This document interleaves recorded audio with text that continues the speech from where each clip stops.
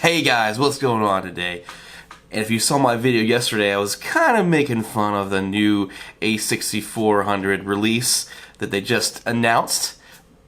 But at the end of the day, I think it actually will be a pretty decent camera despite all the hate against it being like a glorified A6300 with a flip-out screen. The flip-out screen just is not usable with the mic on the top. I mean, some of those points are pretty valid, but I think at the end of the day, it's actually going to be a pretty decent camera for $900. I think Sony is making a move into that lower end, and I think we're definitely going to see some things in the future in the higher end. But could this possibly replace an A6500? And honestly, I believe that yes, it can. I think if you can get past it not having IBIS, I think the specs of this camera actually can blow away the 6500 without that IBIS.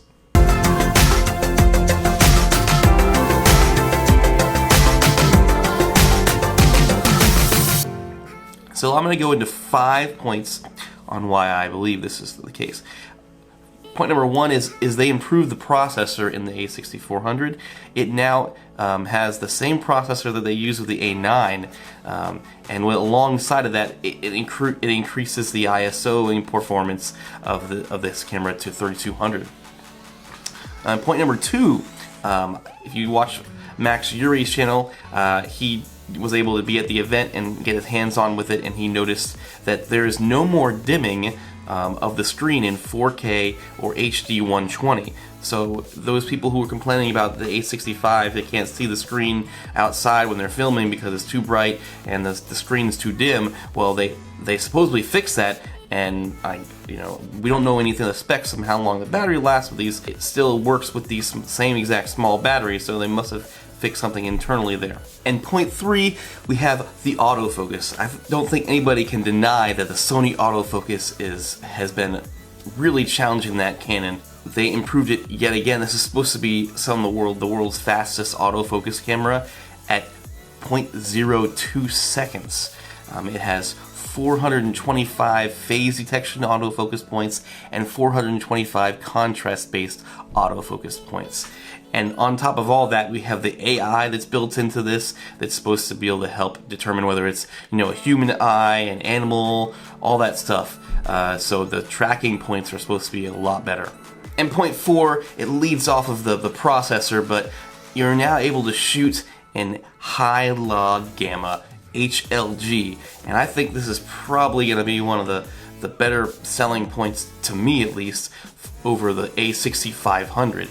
And it's going to have the same color science as the A9, the A7R3, and the A7 III.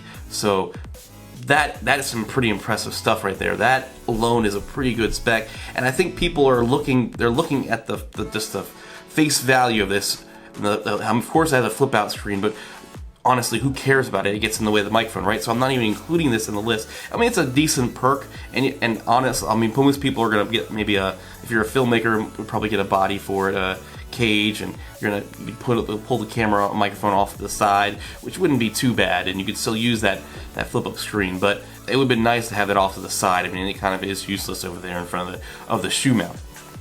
But the last point I'm gonna make, which is point 5, and this is kind of been breezed over by a few people and they don't really know about it yet. I saw it on Justine's channel, just to take it for what it's worth, but she did, I saw her sister do a test and actually proved that it did hit over that 29 record limit, but they have taken away the record limit on the Sony A6400, which is pretty cool because all the Sony cameras have had a 29 minute record limit, so I mean, will the battery be able to last much longer than 30 minutes or still using those tiny little batteries? I don't know. Would it overheat before, say you were able to use the external power adapter that has a dummy battery? How long would it take to get overheat? Would it be really that useful for it? Honestly, I don't know. I'm kind of interested to see what happens as more YouTubers and more reviewers get out there and get this camera, and we can see how long it'll last. And just see the everyday use of this camera, and here there's going to be still the famous A1000 series overheating issues. but only time really will tell. So I just think it's really exciting. I really want to jump into the Sony system, so this could be a more affordable way to jump into it, but I still have my heart set on that A7 III after that Sony event, but we won't go there. But if you like this video, hit the thumbs up, feel free to subscribe, and thank you guys for watching, and I will see you in the future.